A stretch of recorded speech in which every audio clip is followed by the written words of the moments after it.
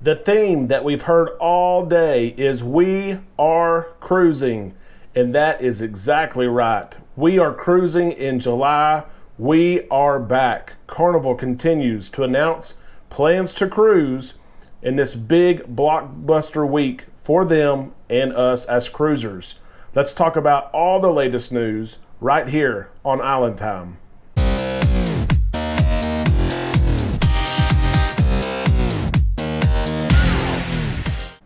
Welcome back, Islanders. I hope you had a great day. This is Derek from Island Time, and let's talk about the latest news and everything that impacts us for our cruise in July. I hope you are ready. It's been great to follow all the groups we're associated with and everyone that reaches out to us, both on Facebook. By the way, check out our Facebook page, and also on YouTube. So many comments from the video from last night. Comments, of course, coming in today. Please, if you have not, go ahead and subscribe to our YouTube channel. That guarantees you that when we put out content, you will be notified. And of course, you can choose when you want to watch that content, but you will get that notification, which is awesome. So let's talk about what we know. Just a quick review. Big news for the Carnival Vista, which we are on board. Amanda and I will be on board in the month of July. We know that the Carnival Vista is going to be full of vaccinated crew, 100%, and we thought 100% vaccinated passengers, but Carnival came out and said they're going with the CDC guidance of 95%, which leaves 5%, of course, for children and or those who cannot get the vaccine. So that is great news for our families. We mentioned last night about the email we received and the link that was embedded in the email for those families with kids or those who needed an exemption for the vaccine to fill out. Well, you have probably seen. If you've not seen, here's the news. If you try to access that link on multiple weeks in July, you will already come up with a message from Carnival saying that the request has been met for that selling and that no more requests will be taken. So that is big news. The 5% request only lasted about 24 hours. To those of you who applied for that exemption for whatever reason, good luck. We hope that you get it. We don't know. It's been a big question. So many people have asked us, how is Carnival going to choose who's part of the lucky 5%? We don't know that. Carnival did not share that. We do not know if it's on loyalty status. We don't know if it's on cabin type. We don't know if it's how much you've paid. We don't know if they're looking at big groups that may have 6, 8, 10 kids in the group and they don't want to lose the big reservation. We're not sure how they're going to determine who's part of the 5%, but we're glad that it's there, and we really hope that you get to cruise if you're part of that 5%. We're also excited because of the changes in itinerary. Itineraries are subjective. Each people everyone likes different places to go. My wife and I really do like the itinerary that is now set for Cozumel, and of course Belize and Mahogany Bay. Those are beautiful places to visit, and we are so excited to be going back to those ports. Crew members, my goodness, if you follow several pages on Facebook, you can really see that Carnival is staffing up the ships with everyone from cooks and galley members to the entertainment staff. We are going to have a very normal cruise when it comes to entertainment staff. You're going to have shows that you'll be able to watch at night if you so choose to do so. You will have comedians to go see and laugh at the family shows and the adult shows. Okay, don't get offended. It's all in good fun. And then live music. All kinds of live musicians, from the piano bar to the violinist. We have seen Carnival the last several days, and we've seen posts from crew members that are getting on board daily. That is so exciting, and we are ready. And so Carnival's got a lot going on, and of course the rest of this week we expect to hear news for exact protocols for the Breeze and maybe itinerary changes. We'll see what happens with the Breeze. And of course the Horizon. So stay tuned to Island Time. As soon as news breaks, we will break it down and analyze it and check with our sources, and we will record content for you to consume. Also good news for Carnival is the fact that the Mardi Gras, who is still in Port Canaveral. She will be there until Saturday morning, and then she will leave. She's got to leave port. She's going to leave for about 24 hours, and she will be back on Sunday. But the Mardi Gras today, she got a refill, okay? The LNG, the first LNG ship in North America, finally was refueled for the first time in Port Canaveral with a brand new barge. We're told that that process took about 8 hours.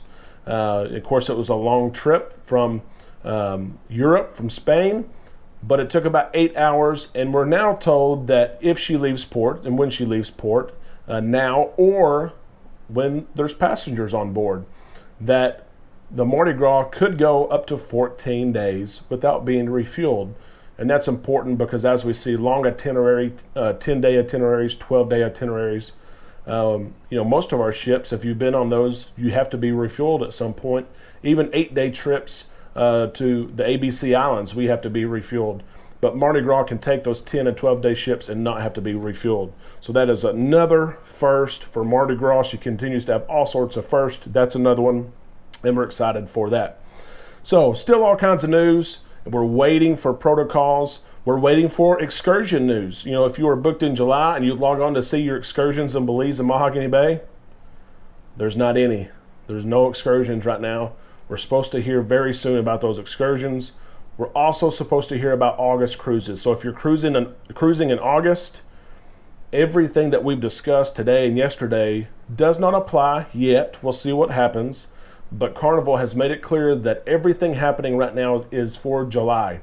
If you have a July 31st cruise that leaves July 31st, it is going to be considered an August cruise. That's been a big question that we've received multiple times today, was what is the July 31st sail date considered? And it is an August cruise. So remember that, okay?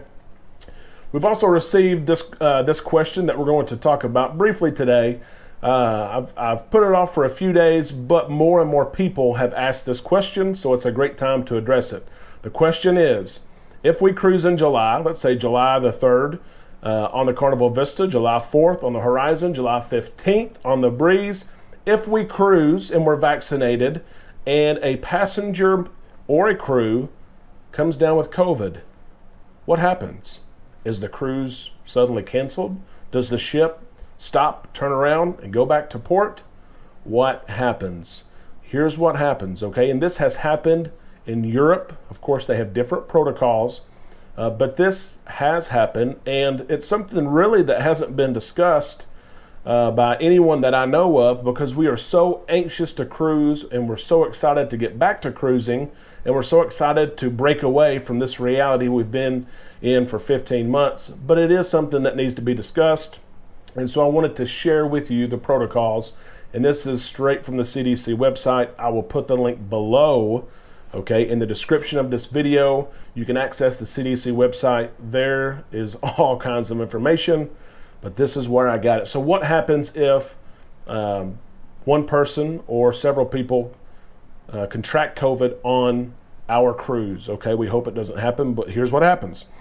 Number one, if it happens, of course, and there's a possibility, that's why the port agreements are in place. You probably remember about 10 days ago, we were waiting for Carnival to have port agreements with Galveston and Miami and Port Canaveral. They have them, okay? And it covers situations such as these. So just know that Carnival and the port are prepared. You're not going to see anything like you saw in March of 2020, when there were ports and cities and countries that would not let cruise ships enter into their port. They would not take passengers into port because of COVID. The port agreements are agreements that have worst case scenarios embedded in them, and they also have scenarios for if a handful of people contract COVID. And here's what it says. Number one, when the passengers become infected, maybe they feel bad, they haven't tested positive yet, or they have tested positive, they of course need to isolate and quarantine to a room by themselves, a single occupancy cabin. They need to stay by themselves even if they're traveling with a group, okay? Carnival will have cabins for single occupancy. If someone needs to stay in their own cabin, it will be readily available, okay? And Carnival will help with that. They will have a private bathroom, and doors are supposed to remain closed as much as necessary, okay? And that makes sense. The person, okay, or maybe people, if two people maybe tested positive, I don't know if they would be together or not. Based on this, it says single occupancy, so maybe they would be separate. But you should wear a face mask anytime they're out of their room, and that could be going to the medical facility, which I think the medical team would be going to the cabin, or if they needed to disembark for some reason, okay, so they have to wear a face mask. Second thing, they should have no direct contact with other people, okay, except for the medical staff. Absolutely makes sense, okay? So even if you're with your group, you're with your loved ones, you're not supposed to have contact with others, only the medical team, okay? The ship medical personnel should have PPE on board, okay? So that only makes sense. You do not want the medical team to contract COVID because they don't have PPE like they should. So Carnival will be prepared, and they will have plenty of PPE on board in case something happens. Meals should be packaged in disposable containers, single serve containers, and delivered to the room. Of course, the person's not going to leave the room. Also, that person needs to, as much as they can, clean their own room. A cabin steward is not going to come in and clean the room, even if PPE is present. Instead, Carnival would supply cleaning supplies to that person in their cabin, and they could tidy up their cabin as they could, okay? And food waste and garbage should be disposed of at agreed upon time. You would put your trash outside, just outside, and someone would pick it up for you. And so these are the protocols that the CDC has. It is not a stop everything in the middle of the ocean, turn the ship around, and come home. Thank goodness, okay, because if this happens, you don't want thousands of people to be affected and a cruise cut short because of a positive case, okay? Instead, there are protocols in place to deal with a positive case. So if one should happen, and it's a very professional way, the cruise would continue on, okay? And there is an extent to where if X amount of passengers did contract or crew contract COVID, then there's a different set of protocols. But Carnival has done everything they can, including requiring vaccinations, so this should not happen.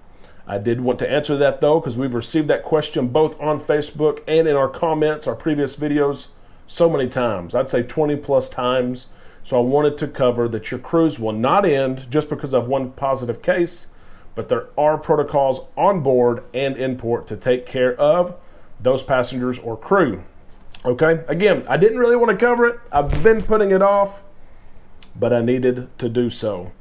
We are looking forward to the rest of the week in news from Carnival about excursions, about the breeze, about the horizon, and Florida and Texas law. Let's talk about Florida and Texas law before we get off of the island today. Florida and Texas, the governors there, Governor DeSantis and Governor Abbott, both of them huge proponents for the cruise industry. They have went to bat for the cruise industry. They have went to the courts for the cruise industry. They have signed, of course, we know they've signed vaccine passport laws that basically tells businesses that they cannot ask for vaccine passport cards to do business. Okay, and Texas is a little bit more loose than Florida's is, and Carnival already thinks they can get around the Texas law because there is an exemption that says if you're trying to implement protocols set forth by the federal government or CDC, that it doesn't apply to you. We'll see how that plays out. But I want to say this: Governor DeSantis and Governor Abbott, they're huge cruise proponents. They know how cruising affects the local community and the state, and they have done, and I truly believe they will continue to do, everything they can in their power to get cruising going. Remember, when the CDC was against cruising, Governor Abbott, Governor DeSantis were for cruising. Now that the CDC is on board with cruising and the green light is bright, Governor DeSantis and Governor Abbott are not going to put some huge roadblock in the way, okay? I read the same things you do online, and some people think that we're not going to cruise. I think we will be okay with time, okay? And hopefully we know very, very soon. That's all we've got today. We will be looking forward to the news tomorrow. As soon as it breaks, we will bring it to you. Have a great night, a great day. We'll talk to you later on, right here on Island Time.